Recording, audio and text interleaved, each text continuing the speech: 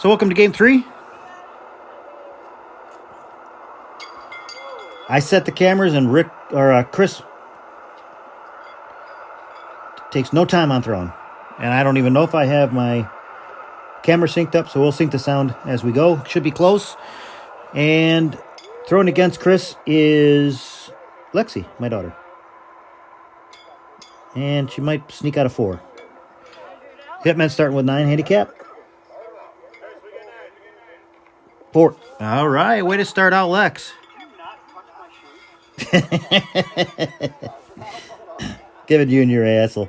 I'm throwing against Junior again on the left-hand side over there.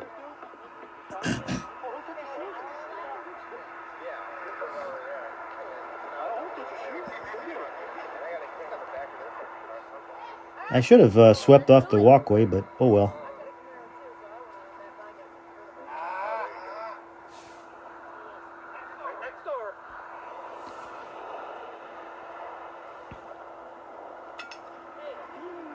That's better.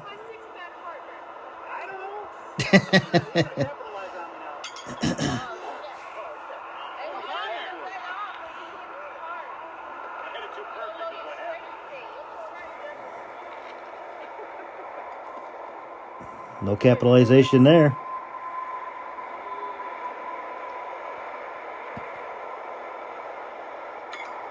Oh, I think he got the point on that one.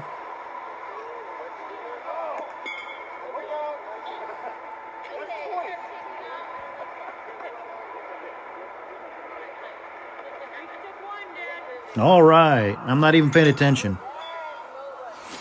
Mike's got me talking. But that's fine. Lexxie knows what's going on.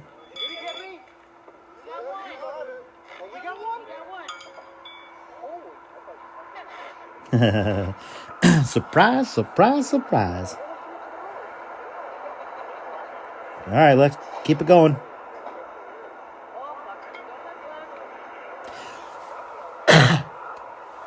Got one in front there. That's not always the best thing. Sometimes it could be metal in front and mess up. But it could also be a nice landing pad or a chance for them to slide. We'll take another one. So or give him another chance to slide a shoe up. So it might come in short and hit that shoe, and instead of getting buried in the material, it just keeps going and goes right on. So it's, you never know how the shoe is going to react off of a shoe that's sitting directly in front of the stake.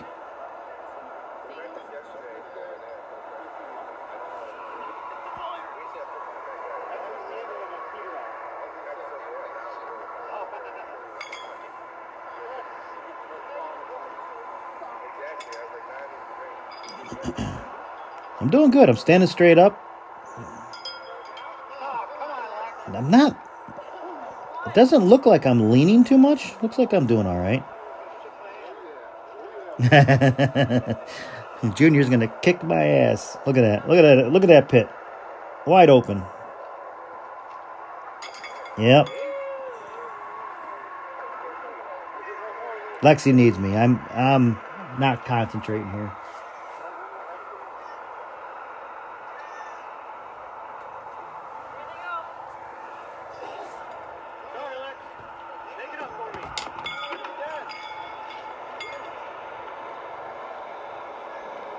Three they go. So just like that, they're at 12.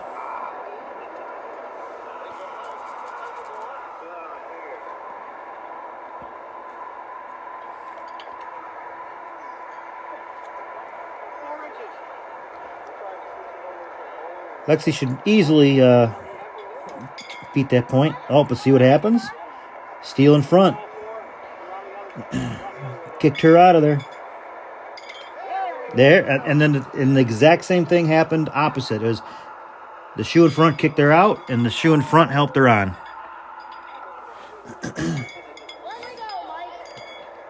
You never know what that shoe in front's going to do.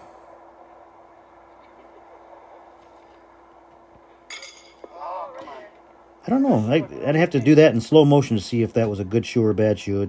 Well, obviously it's a bad shoe, but Oh.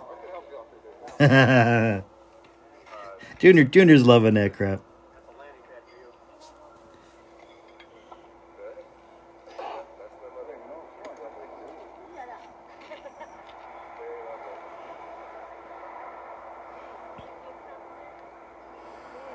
Junior's doing the one thing I despise about hoodies is wearing his hood up while he's pitching. On we go. Reason I don't like the hoodies being worn. I like them being worn by my competition because I know it restricts his movement. Because you're sort of like binding that hoodie down by putting it up on your head, sort of locking that whole hoodie into place. And you don't need to be restricted when you're shooting horseshoes. So I try to urge my team to not wear their hoodies up, and later on you'll see them.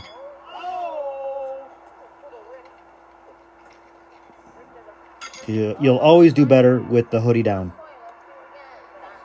If you're cold, put the hoodie up. One, they go. If you're cold, put the hoodie up after you're done pitching.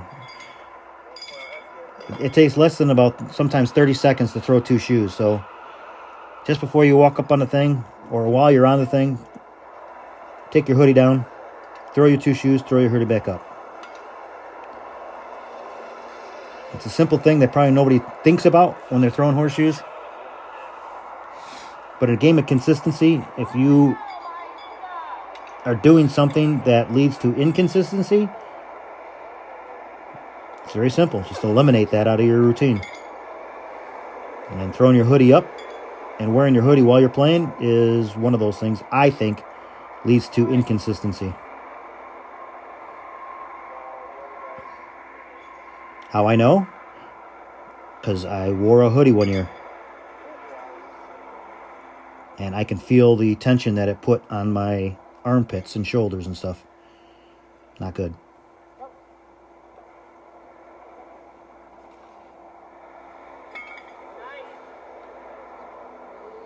And even like junior sitting, if you put your hands in your pockets, you can feel the hood pull on your skull and your neck and everything.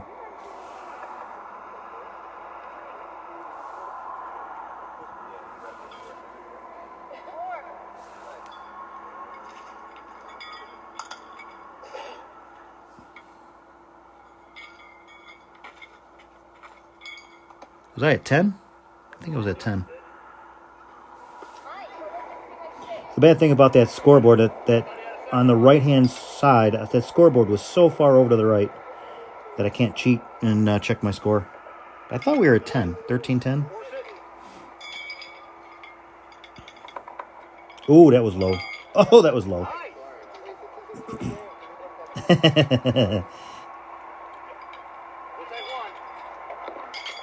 Look at that. He would have thrown a 6-pack. So if you guys actually watched the spring meeting, I jokingly brought up implementing into our rules that you get a mulligan once a night. Each player, so there's 8 players, or could be 9 or 10 players, depending on how many subs you have. But each player has a chance to use a mulligan.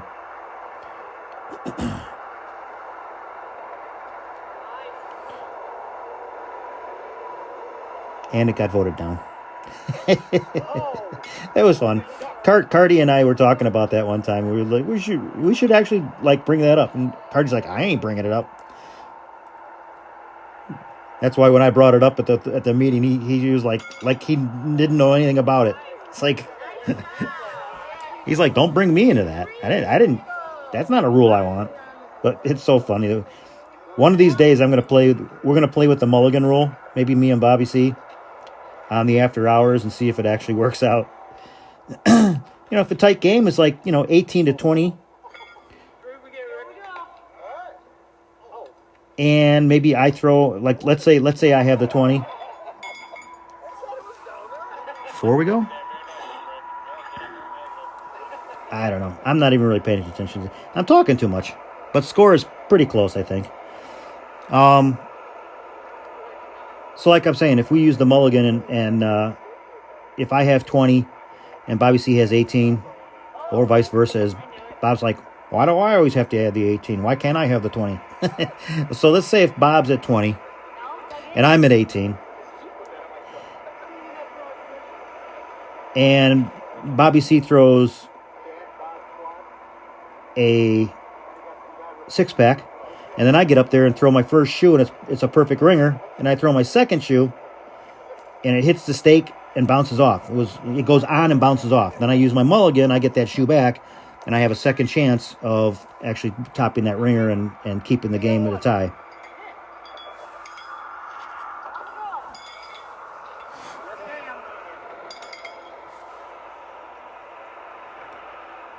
So it would make the game more interesting. And if you use your mulligan too early, and then you run into the situation that I just talked about, and you don't have your mulligan, it could be a bad situation. You know what I'm saying? So it's oh yeah, look at me go! Look at me go! Even if I messed up by the score on by 1 point or whatever. Oh, this could be bad. This could be a 6-pack if he puts this one on and manipulates it. Oh. Yep, see?